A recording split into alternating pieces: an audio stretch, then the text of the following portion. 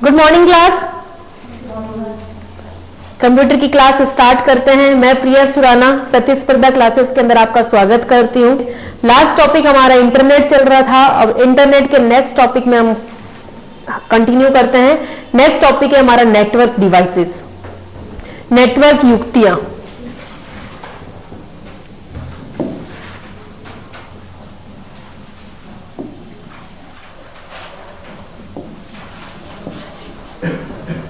Network युक्तियां,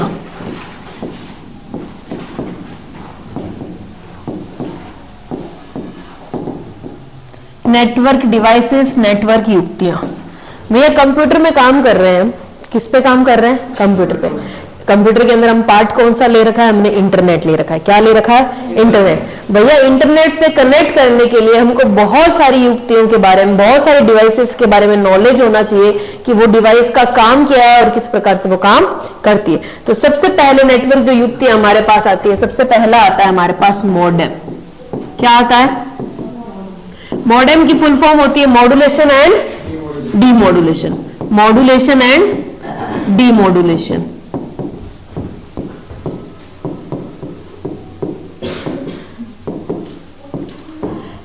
क्या करता है मॉडेम? मॉडेम का काम होता है, अपन ने हार्डवेयर में भी मॉडेम पढ़ा था। मॉडेम का काम होता है यह एनालॉग सिग्नल को डिजिटल में बदलता है, वह डिजिटल सिग्नल को किसमें बदलता है? एनालॉग में। बाद में लिखवा दूंगी। यह एनालॉग सिग्नल को डिजिटल में बदलता है, वह डिजिटल सिग्नल को किसमें बदलता है? एनालॉग में। कि कंप्यूटर सिर्फ हमारी डिजिटल भाषा समझता है, तो कंप्यूटर को तो समझाना पड़ेगा डिजिटल में, जबकि सिग्नल्स आता है एनालॉग के फॉर्म में। तो एनालॉग को डिजिटल में, वह डिजिटल को एनालॉग में कन्वर्ट करने का काम करता है हमारा मॉडेम। दूसरे डिवाइस का नाम है रिपीटर्स।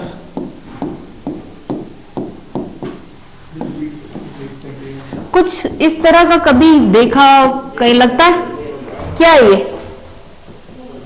जाना बजाना सिग्नल, किस चीज का सिग्नल? वाईफाई का सिग्नल। इसमें क्या कह रहा है? वाईफाई का सिग्नल क्या है? निम्न है। इसमें क्या कह रहा है? फुल है, उच्चतम। तो भैया यह निम्न सिग्नल को उच्च करने का काम करता है हमारा रिपीटर्स। रिपीटर्स का क्या कार्य है? निम्न सिग्नल को उच्च सिग्नल में कन्वर्ट करना। अगर भाई मैं घर में वाईफाई का कनेक्शन लगाऊं, 1000-1500 का खर्चा और मोल लो, और फिर भी वो डाउनलोड की तरह धीरे स्लोली स्लोली स्लोली स्लोली मौसम में आए, तो भैया क्या मतलब है? मेरे मोबाइल से डाटा पैक से मैसेज कर दूं ना, मोबाइल का डाटा पैक तो काम कर रहा है। तो हम ये क्या करते हैं कि भैया अगर हमने हमारे घर में लेन का केबल लिया है, तो हम ये चाहते हैं भाई थोड़ा काम फास्ट हो। तो रिपीटर्स क्या करता है? निम्न सिग्नल को उच्च सिग्नल में बदलने का कार्य करता है। नेक्स्ट है हमारे पास राउटर। राउटर से याद रखना रूट। राउटर से क्या याद रखना है? रूट। राउटर क्या करता है? रूट डिसाइड करता है, वो रूट जो सबसे छोटा पाथ हो और सबसे ट्रैफिक फ्री पाथ हो। Shortest path and traffic free path. अब शॉर्टेस्ट पाथ का मतलब ये नहीं होता जैसे मुझे मेरे घर से आना है तो मैं सोचूं सबसे छोटा रास्ता मिले, ट्रैफिक फ्री रास्ता। मैसेज को जब अपन सेंड करते हैं तो भैया मैसेज के लिए भी एक रास्ता होगा, वो रास्ता देखेगा सबसे छोटा रास्ता हो और ट्रैफिक फ्री रास्ता हो। गूगल मैप पे अपन सर्च करते हैं तो सर्च करने पर अपन को क्या बताता है भैया? ट्रैफिक फ्री रास्ता बताता है, सबसे छोटा रास्ता ही बताता है ना। तो as well as router route decide करता है, ऐसा रूट जो सबसे छोटा रूट हो और सबसे ट्रैफिक फ्री हो। जैसे तुम्हें एक एग्जांपल दूं, माइकल जैक्सन का नाम सुना? कौन था? डांसर है, सबने नाम सुना। जब माइकल जैक्सन की जब मृत्यु हुई थी तो उनका जो जनाजा गया था, जो भी जाते हैं डेथ सेरेमनी वाला, वो फंक्शन को देखने के लिए सब लोगों ने उसके बारे में सर्च किया। भैया हम वहां तो जा नहीं सकते, हमने गूगल पे सर्च किया। तो ऑन दैट टाइम सिर्फ उसी को सर्च किया गया। तो जब वहां पे सर्च किया गया तो ट्रैफिक जम गया, और ऐसा ट्रैफिक जम गया कि लगभग उस दिन 2 से 2.5 घंटे इंटरनेट बंद हो गया, क्योंकि इंटरनेट क्रैश हो गया था। क्यों क्रैश हो गया था? क्योंकि सबने किसको सर्च किया? एक ही बंदे का। सबके रास्ता चाहे अलग अलग हो, जब रूट घर तो एक ही है, घर का मेन गेट तो एक ही है, घर के मेन गेट में घुसने के लिए सब कह रहे थे हमको भी दिखाओ, हमको भी दिखाओ। क्यों दिखाया गया? क्योंकि भैया माइकल जैक्सन की कुछ स्टोरी थोड़ी है ना अनोखी सी थी। कैसे स्टोरी थी? वैसे पढ़ा होगा तो अच्छी बात है, नहीं पढ़ा होगा तो सुन लेना। माइकल जैक्सन ब्लैक बॉडी था, उसने अपने आप को ऑपरेट करा के, फुल बॉडी को ऑपरेट करा के उसने व्हाइट बॉडी बना। उसने अपने पेरेंट्स को भी चेंज कर लिया कि भैया किराए के पेरेंट्स लिया है कि भैया माता पिता काला है तो अपने आप पता चल जाएगा।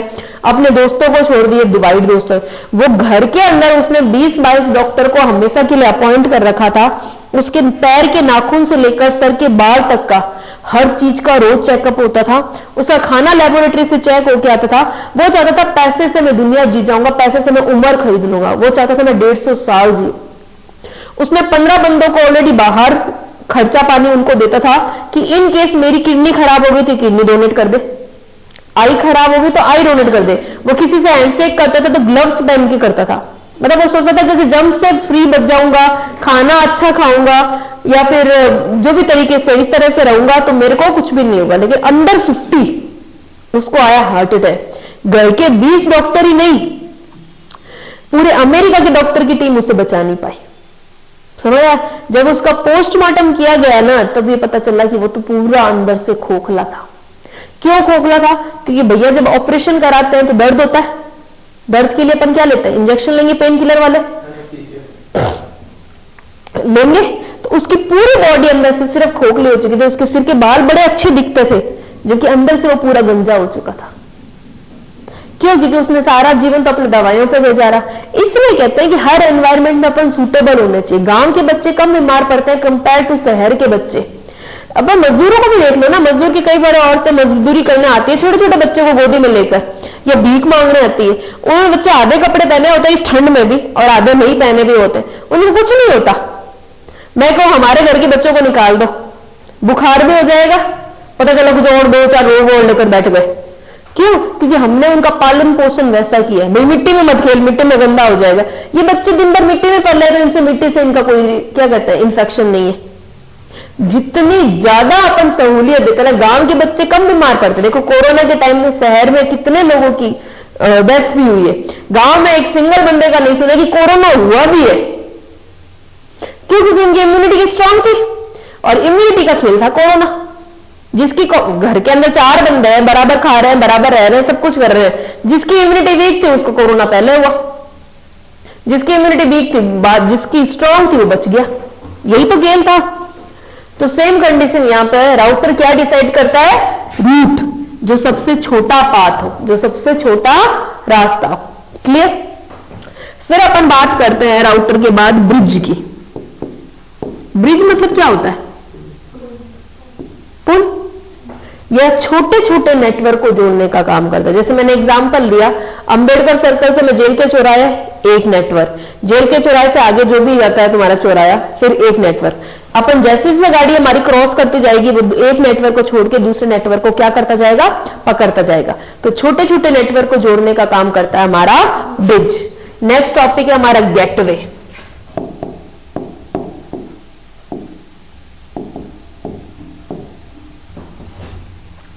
गेटवे क्या करता है? अलग अलग ट्रोपोलॉजी को जोड़ने का काम करता है। मैं कंपनी के ओनर हूं, ये 2 मेरा एम्प्लॉई है, इसके अंडर में ये एचआर डिपार्टमेंट है, मान लो ये मैनेजमेंट डिपार्टमेंट है या मार्केटिंग डिपार्टमेंट है, जो भी है। अब इसके अंडर में 10 बंदे काम कर रहे हैं, इसके अंडर में 10 बंदे काम कर रहे हैं। मेरे को डील करनी है, मैं इनसे बात करूंगी या उन 10 से करूंगी? इनसे। कोई भी इंस्ट्रक्शन देना है, शाबाशी देनी है तो इनको, डांटना है तो इनको, ये आगे जाके भले उनको 10 को डांटे, क्योंकि इनको मैंने कह दिया उन 10 से काम कराने की जिम्मेदारी आपकी है। अब इसकी मर्जी है ना, ये 10 बंदों से किस प्रकार से काम कराए, कोई मेरा इंटरफेयर, कोई इसका इंटरफेयर, इसकी मर्जी है ये अपने 10 बंदों को किस प्रकार से काम कराए। मान लो इसने इन सभी कंप्यूटरों को, यानी कि 10 बंदों को कंप्यूटर पे काम कर रहे हैं, सभी बंदों को जोड़ा बस ट्रोपोलॉजी से। किससे जोड़ा? इसने सबको जोड़ा रिंग ट्रोपोलॉजी में। बट मैं इन दोनों को जोड़ने वाली, क्योंकि मैं तो ऑनर हूं, तो मैं कहलाऊंगी गेटवे। अलग अलग ट्रोपोलॉजी को जोड़ने वाला कहलाएगा गेटवे। डन। नेक्स्ट अपन बात करते हैं RJ45 कनेक्टर।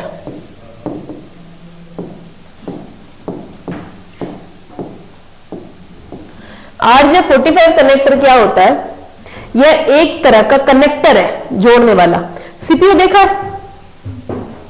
सीपीयू के बैक साइड में देखना बहुत सारे स्विच होते हैं। एक स्विच वो होता है जो 8 पिन का प्लग होता है। तो ये जो RJ45 कनेक्टर है ना, वो 8 पिन का कनेक्टर होता है। 8 पिन को बोला जाता है 4 पेयर। क्योंकि दोनों पेपर में क्वेश्चन पूछते हैं कि भैया RJ45 कनेक्टर में कितने पिन है, तो 8 पिन में पूछ सकते हैं और 4 पेयर भी पूछ सकते हैं। 4 पेयर 4 दूनी 8 ही होता है, एक पेयर में 2 ही तो होते हैं, 8 पिन या फिर 4 पेयर। ये जो कनेक्टर होता है ना, ये लैन केबल को जोड़ने में काम आता है। कौन सी केबल हो? लैन केबल को। लैन केबल को जोड़ने का काम कौन करता है? RJ45 connector. नेक्स्ट है RJ11 कनेक्टर। हाँ, ये 4 पिन का होता है, ये जैसे इससे छोटा होता है, ये 4 पिन का होता है और 2 pair. Telephone.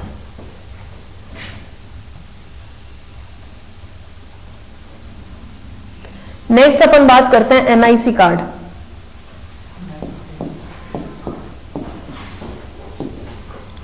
Network interface card.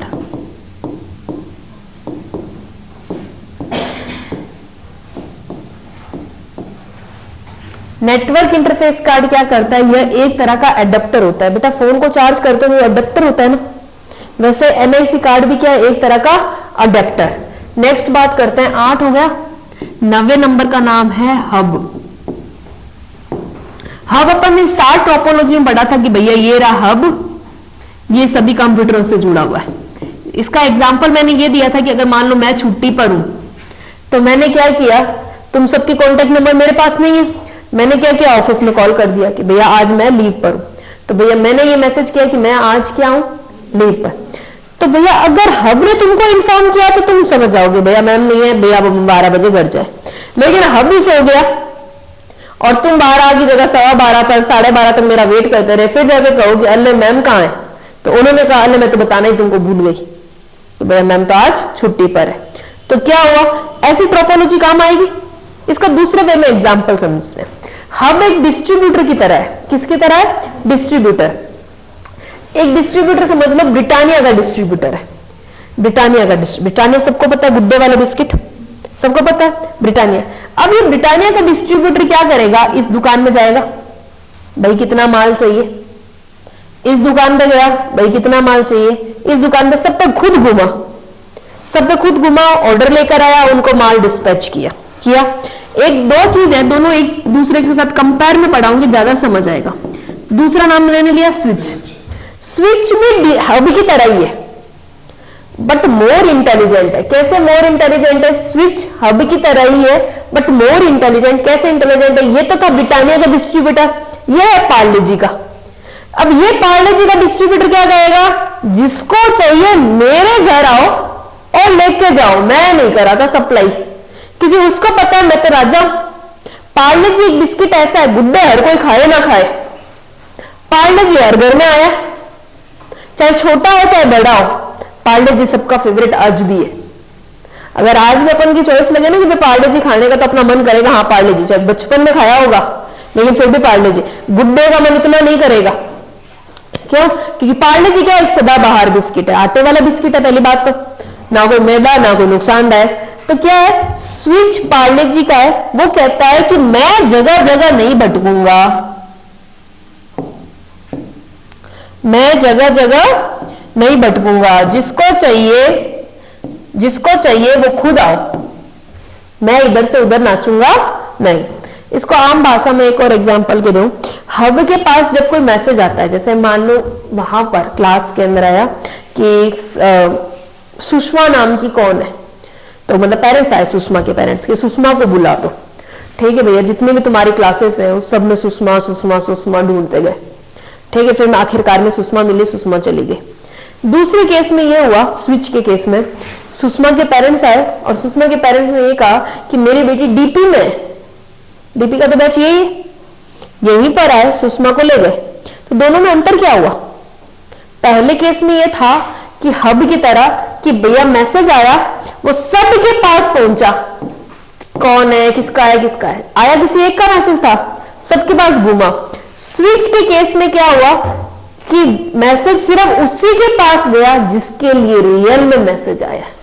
दोनों में अंतर आया, एक में मैसेज वायरल हो गया और दूसरे में मैसेज उसी के पास पहुंचा जिसके लिए मैसेज आया। क्लियर? तो हब में ओनली ब्रॉडकास्ट होगा? हाँ, हब में नहीं ब्रॉडकास्ट होगा, वो सबके पास मैसेज पहुंच जाएगा। जैसे कि हब में एक मैंने एग्जांपल दिया, जैसे मान लो एक कंपनी का है, कंपनी के पास मैसेज आया पर्टिकुलर इसके लिए, तो वो सबके पास मैसेज आएगा, पर्टिकुलर इसके पास नहीं। स्विच में पर्टिकुलर मैसेज इसके पास जाएगा, ये है अंतर। या जी इधर आ गया। अपन आगे नेक्स्ट बात करते हैं नेटवर्क डिवाइसेस के बाद अपन बात करते हैं आईएसपी,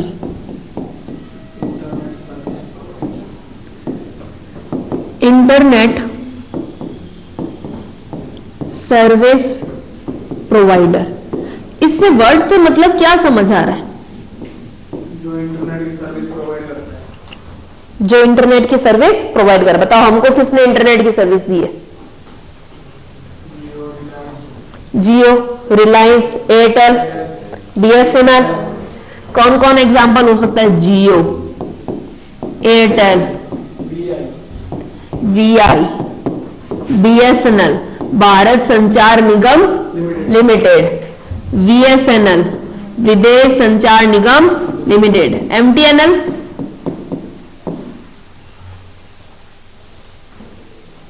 महानगर टेलीकॉम निगम लिमिटेड। ये वो संस्थाएं हैं जिसने हमको किसकी सुविधा दी है? इंटरनेट की। सबके पास फोन है, किसी ने एयरटेल की सिम ले रखी होगी, किसी ने जियो की, किसी ने बीएसएनएल की। तो भैया ये हमको क्या देता है? प्रोवाइड कराता है ना। क्या प्रोवाइड करा रहा है अपन को? इंटरनेट। तो इसलिए इसका नाम हो गया इंटरनेट सर्विस प्रोवाइडर। पहला केस, फुल फॉर्म पे कंसंट्रेट करना। फुल फॉर्म बहुत पूछी जाती है पेपर में। डन। वो प्रिया नहीं आई है ना, जिसका पेपर हुआ, नहीं आई ना।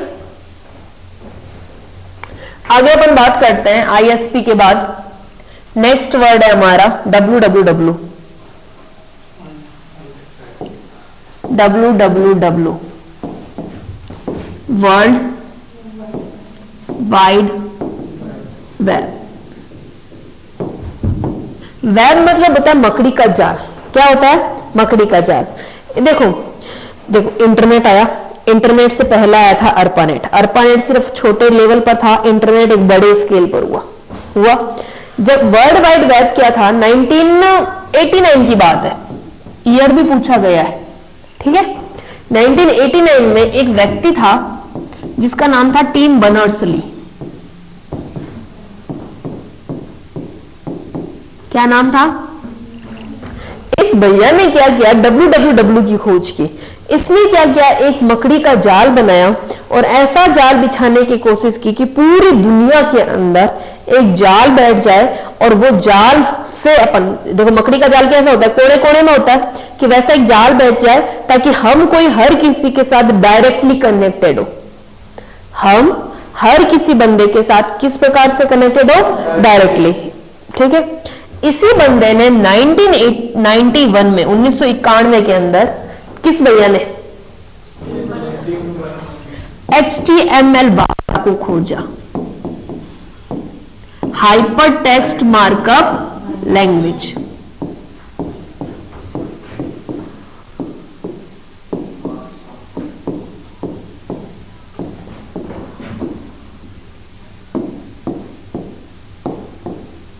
हाइपर टेक्स्ट मार्कअप लैंग्वेज को खोजा।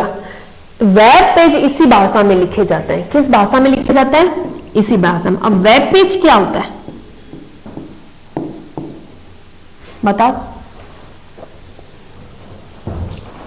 गूगल पे कभी सर्च किया है ना? तो उनका हाँ HTTP पे तो URL एड्रेस होता है। जो भी अपन वेब गूगल पे जो भी अपन कुछ सर्च करते हैं तो जो पेज ओपन होता है उस पेज को कहा जाता है वेब पेज। क्या कहा जाता है? Web page. और वेब पेज किस भाषा में लिखे जाते हैं? HTML। HTML की फुल फॉर्म क्या है? Hyper text markup language. किसने खोजी? कब खोजी? 1989 में खोजी थी www। ठीक है। इंटरनेट का हर पेज क्या कहलाता है? Web page.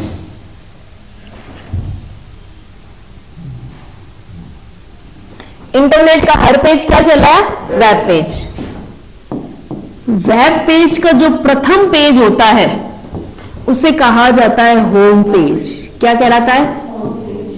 पेपर में आया हुआ है कि होम पेज कौन से नंबर वाला पेज होता है? पहला, दूसरा, सातवां, आठवां? पहला, प्रथम यानी कि पहला।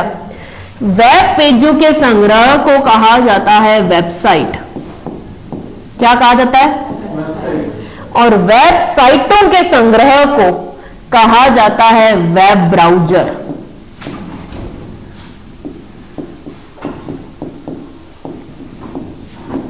वेब ब्राउज़र में से मनवांछित सूचना को प्राप्त करना कहलाता है सर्च इंजन।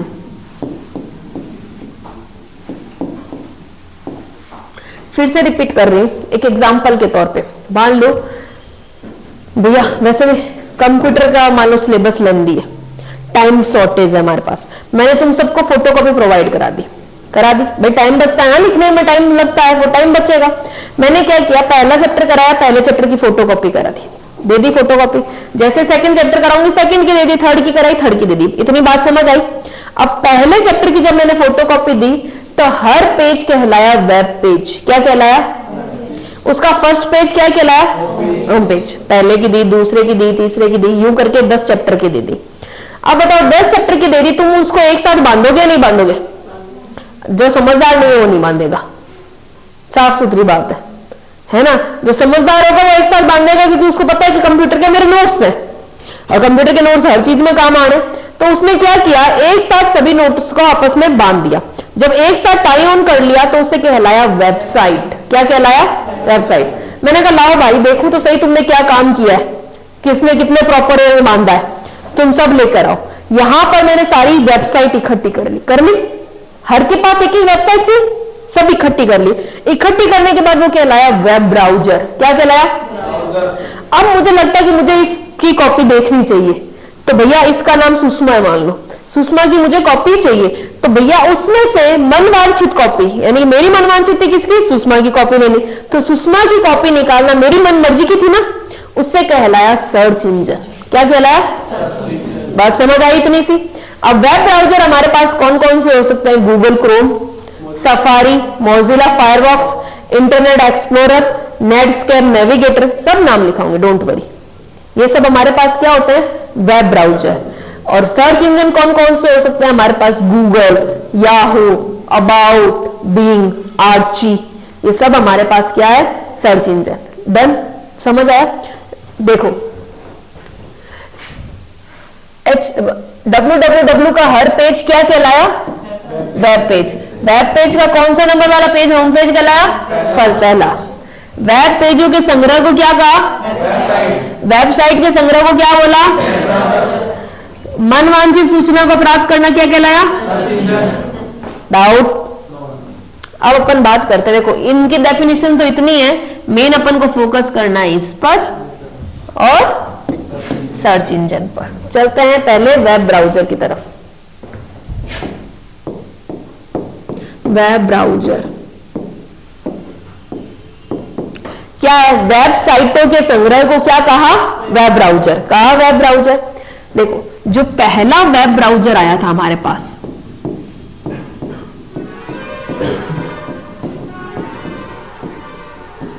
पहला, उसका नाम था www।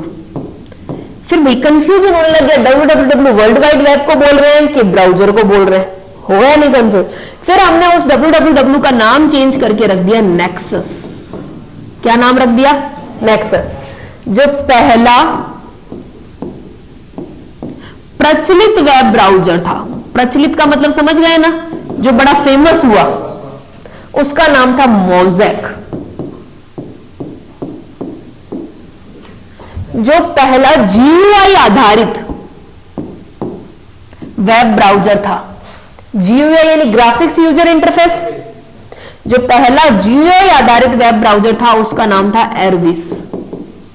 क्या नाम था? इसके अलावा हमारे पास और भी वेब ब्राउज़र बहुत सारे आए, जैसे नाम ले लूं मैं एग्जांपल के तौर पर, गूगल क्रोम,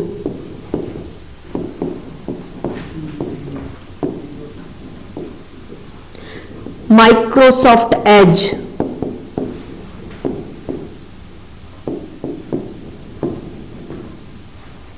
सफारी। सफारी किसका है? सफारी किसका वेब ब्राउज़र है? टाटा का एप्पल का। सफारी किसका वेब ब्राउजर है? एप्पल। एप्पल वाले का सफारी वेब ब्राउजर है। जैसे गूगल अपना बाकी सबका है, गूगल इसमें भी चलेगा एप्पल में, पर एप्पल का मेन है सफारी। जैसे ओपेरा मिनी आया था, ओपेरा मिनी आया था माइक्रोमैक्स वाले फोन में, यूसी ब्राउजर,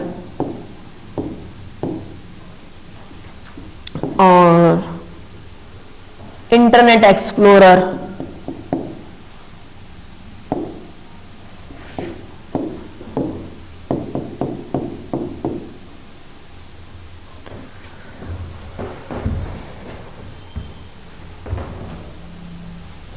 नेटस्केप नेविगेटर,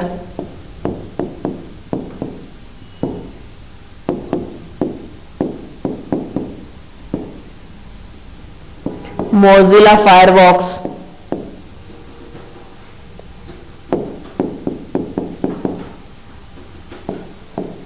ये इत्यादि अपने क्या थे? Web browser. ठीक है, वेब ब्राउजर पर ही बेस्ड हमारे पास क्या आता है? शॉर्टकट की आते हैं पेपर में। तो भैया जो शॉर्टकट की आ रहे हैं अपन वो पढ़ लेते हैं। पहला आता है कंट्रोल प्लस पेज डाउन। क्या चीज? Page down, control plus page down. दाईं ओर की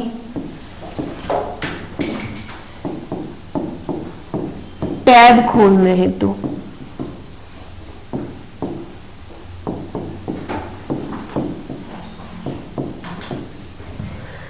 कंट्रोल प्लस पेज डाउन के अलावा अपन ये भी इसके साथ शॉर्टकट यूज कर सकते हैं, control plus tab.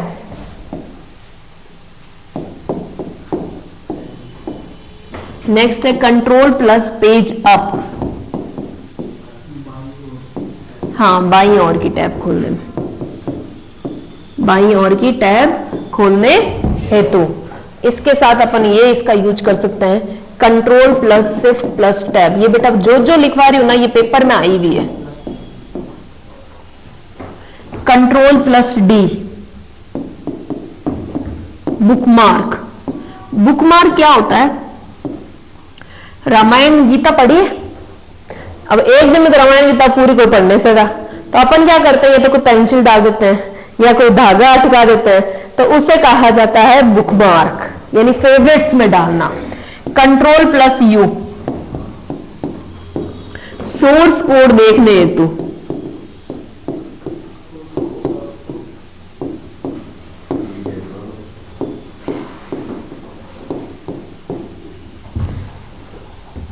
Control plus shift plus N, private mode में नई विंडो।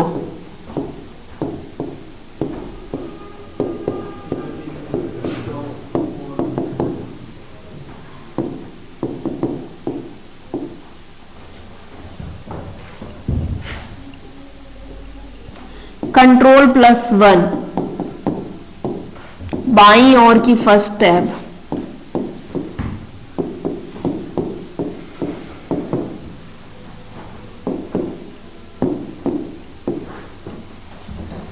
कंट्रोल प्लस टू, बाईं ओर की second tab. Control plus three, बाईं ओर की थर्ड टैब। ये वो शॉर्टकट कीज हैं जो ऑलरेडी पेपर में आ चुकी है। डन। अपन बात करते हैं सर्च इंजन की।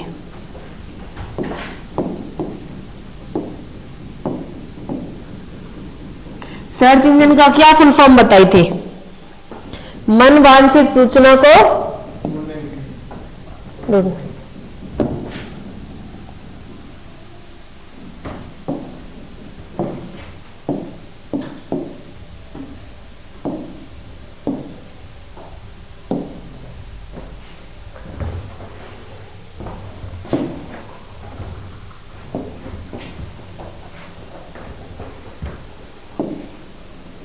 सर्च इंजन का मतलब क्या होता है? मन वांछित सूचना को प्राप्त करना। अब मन वांछित सूचना को प्राप्त करने के लिए हमको देता है गूगल बाबा, Yahoo, Bing, About, YouTube, Archie. पहला सर्च इंजन था आर्ची।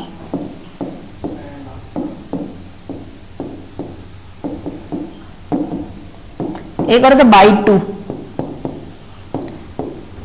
अब मैं पेपर के 2 क्वेश्चन बता रही हूं। पहला सर्च इंजन कौन सा था? आर्ची, ये पेपर का क्वेश्चन है। नेक्स्ट क्वेश्चन है, निम्न में से कौन सा सर्च इंजन नहीं है?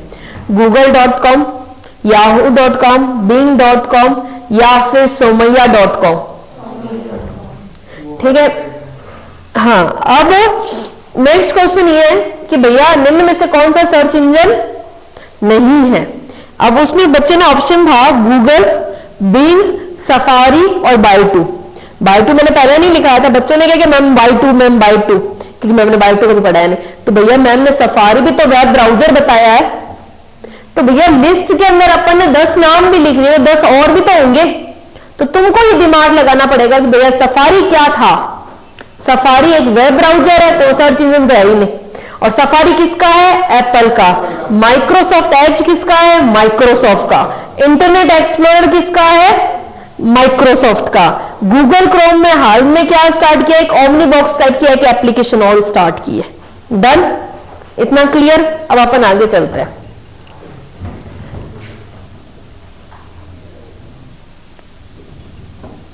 सर्च इंजन के बाद नेक्स्ट टॉपिक लेते हैं यूआरएल।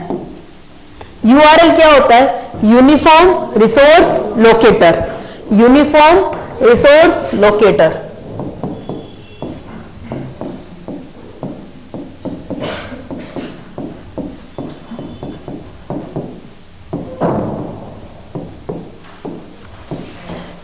यूआरएल क्या होता है? Uniform resource locator. अब ये यूआरएल है क्या भला, ये देखते हैं।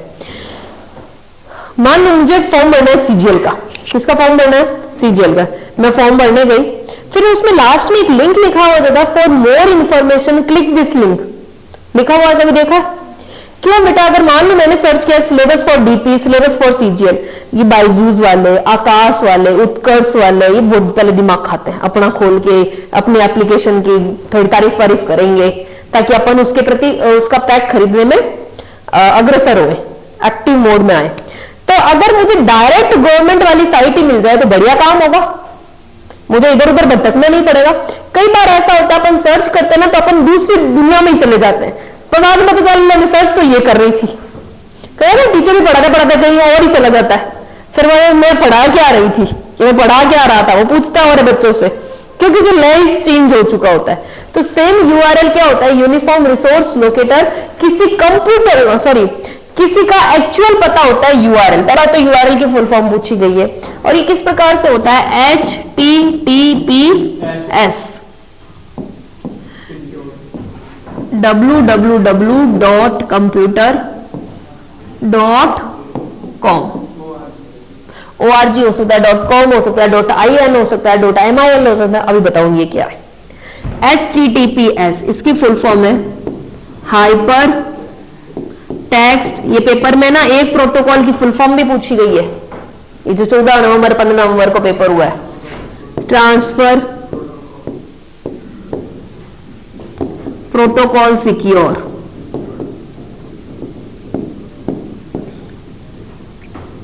www की full form? Very good. Dot computer है डोमेन नेम। क्या नाम है भाई जिसको अपन सर्च कर रहे हैं? ये होता है top level domain name. Top level domain name का मतलब ये होता है, आम भाषा में मैं बोलूं तो सरनेम। .com हमको बताता है बेटे कमर्शियल साइट है। कौन कौन से हो सकता है हमारे पास? .com मतलब कमर्शियल, .in मतलब इंडिया की साइट है, .gov कहीं पर भी लिखा होता है गवर्नमेंट की है, .edu लिखा है तो कहीं पर एजुकेशन डिपार्टमेंट, .org लिखा है तो ऑर्गेनाइजेशन की है, और .mil लिखा हो तो मिलिट्री की है। किसकी है? मिलिट्री। तो तो कहीं पर क्या पीछे लिखा होता है अपन को वो बता देता है कि भैया ये किस प्रकार की साइट है। यूआरएल के बाद अपन पढ़ते हैं DNS, domain name system.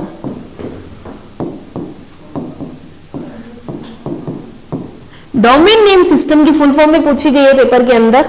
Domain name system क्या करता है, यह आईपी एड्रेस है।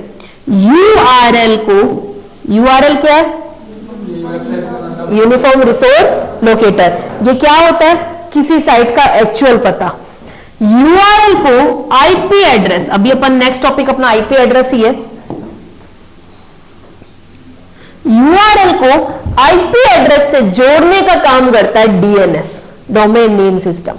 आईपी एड्रेस क्या होता है, किसी कंप्यूटर का पता होता है।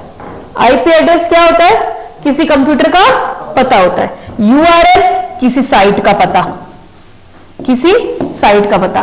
किसी कंप्यूटर का पता को क्या बोलता है, आईपी एड्रेस। इन दोनों को जोड़ने का जो काम करता है वो होता है हमारे पास DNS, domain name system. Thank you so much. Next class हम कल स्टार्ट करेंगे। नेक्स्ट हमारा टॉपिक होगा IP address, OSI model, chat, video conferencing इत्यादि। Please like and subscribe our channel. Thank you so much.